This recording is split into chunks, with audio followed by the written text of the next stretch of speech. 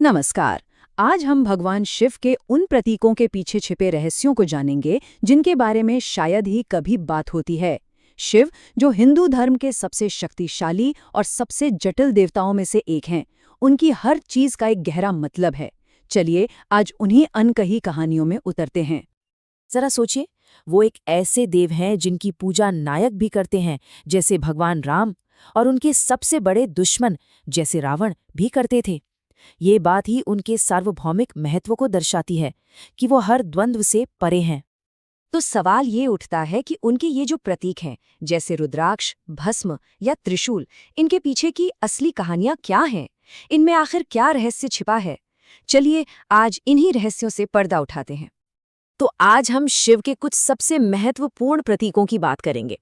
हम रुद्राक्ष के पीछे छिपे आंसुओं की कहानी जानेंगे, भस्म का परम सत्य समझेंगे, वासुकी की भक्ति देखेंगे, और ये भी जानेंगे कि कैसे सूर्य के एक हिस्से से त्रिशूल बना। चलिए शुरुआत करते हैं रुद्राक्ष से। अब एक कहानी तो ये कहती है कि ये शिव की महान तपस्या से जुड़ा है, लेकिन एक और कहानी है जो कम लोगों को पता है, और वो इसके जन्म का एक ज्यादा गहरा और करुणामयी कारण बताती है।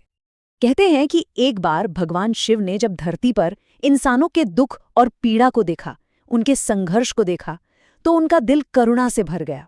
और इसी गहरी करुणा में उनकी आंखों से आंसू छलक पड़े जो धरती पर गिरे, और उन्हीं आंसुओं से रुद्राक्ष के पेड़ उगाए ताकि वो इंसान के दुखों को कम करने का एक जरिया बन सके।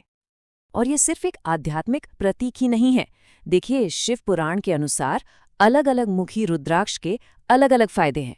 कोई अच्छे स्वास्थ्य के लिए है, तो कोई व्यवसाय में तरक्की के लिए, और कोई आध्यात्मिक शक्तियों को बढ़ाने के लिए। मतलब हर जरूरत के लिए एक रुद्राक्ष है। अच्छा, रुद्राक्ष के बाद अब बात करते हैं उस भस्म की जिसे भगवान शिव अपने शरीर पर लगाते हैं। इसकी कहानी भी बड़ी दिलचस्प है, और ये एक ऐसे ऋषि से शुरू होती है जिन्हें अपनी पवित्रता पर बहुत घमंड हो गया था। हुआ ये कि सालों की तपस्या के बाद ऋषि प्रनद को लगा कि वो परम शुद्ध हो गए हैं। एक दिन उनकी उंगली कट गई और उन्होंने देखा कि खून की जगह उससे पौधे का रस निकल रहा है। बस उन्हें लगा कि उनका शरीर अब नश्वर रहा ही नहीं, बल्कि जंगल की तरह पवित्र हो गया है। और इसी बात पर उनका अहंकार आसमान छूने लगा। वो मानने लगे कि अब उनका शरीर प्रकृति का ही एक हिस्सा बन गया है, अमर और पवित्र। अब उनका ये घमंड तोड़ने के लिए शिव एक बूढ़े आदमी का भेष बदलकर उनके पास आए। उन्होंने ऋषि के सामने अपनी उंगली काटी और उससे निकली राख। शिव ने उन्हें समझाया कि देखो, जलने के बाद हर चीज, चाहे वो पेड़ हो या इंसान का शरीर, सब कुछ अंत में राख ही बन जाता है। तो भस्म का असली मतलब यही है। ये इस ब्रह्मांड का परम सत्य है कि हर भौतिक चीज अस्थायी है और एक दिन सबको राख में ही मिल जाना है। शिव इस भस्म को अपने शरीर पर लगाकर हम सबको इसी अटल सत्य की याद दिलाते हैं। अब आते हैं शिव के गले में लिपटे हुए सर्प पर। वो कोई मामूली सांप नहीं है, वो है नागों के राजा वासुकी और शिव के सबसे बड़े भक्तों में से एक।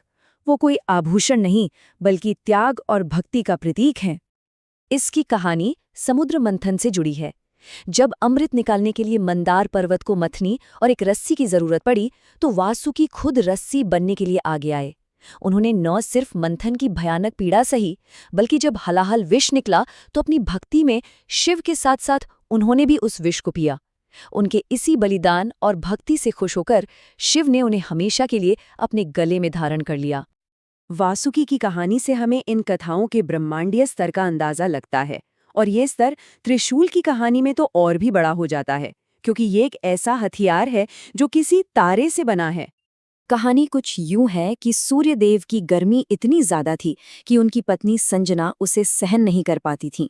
तब उनके पिता विश्वकर्मा ने सूर्यदेव की थोड़ी ऊर्जा को कम कर दिया, और उसी विनाशकारी सौर ऊर्जा से उन्होंने एक हथियार बनाया, त्रिशूल। ये शक्ति इतनी प्रचंड थी कि इसे सिर्फ और सिर्फ भगवान शिव ही संभाल सकते थे। और त्रिशूल के ये जो 3 शूल हैं, इनके भी बहुत गहरे अर्थ हैं। ये 3 लोकों, स्वर्ग, पृथ्वी और पाताल का प्रतीक हैं। ये त्रिदेवों ब्रह्मा, विष्णु और महेश की शक्तियों का प्रतीक हैं। और साथ ही ये 3 गुणों सत्व, रजस और तमस का भी प्रतिनिधित्व करते हैं। जिनसे ये पूरा ब्रह्मांड चलता है। तो अब देखिए, जब हम इन सभी प्रतीकों को एक साथ रखते हैं, करुणा से जन्मा रुद्राक्ष, नश्वरता की याद दिलाती भस्म, भक्ति का प्रतीक वासुकी और ब्रह्मांडीय ऊर्जा से बना त्रिशूल, तो एक पूरी तस्वीर सामने आती है।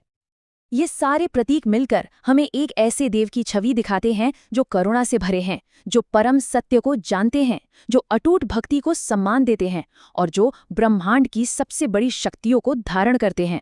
असल में ये सब कुछ नमः शिवाय के मंत्र में समा जाता है, जिसके 5 अक्षर ब्रह्मांड के 5 तत्वों के प्रतीक माने जाते हैं। और ये सारी कहानियां हमें एक बहुत ही दिलचस्प सवाल पर लाके छोड़ देती हैं। अगर इन प्राचीन प्रतीकों में करुणा, सत्य और ब्रह्मांड के इतने गहरे अर्थ छिपे हैं, तो आज की हमारी आधुनिक दुनिया के जो प्रतीक हैं, वो हमारे बारे में, हमारे मूल्यों के बारे में क्या कहानियां बताते हैं? सोचिएगा जरूर।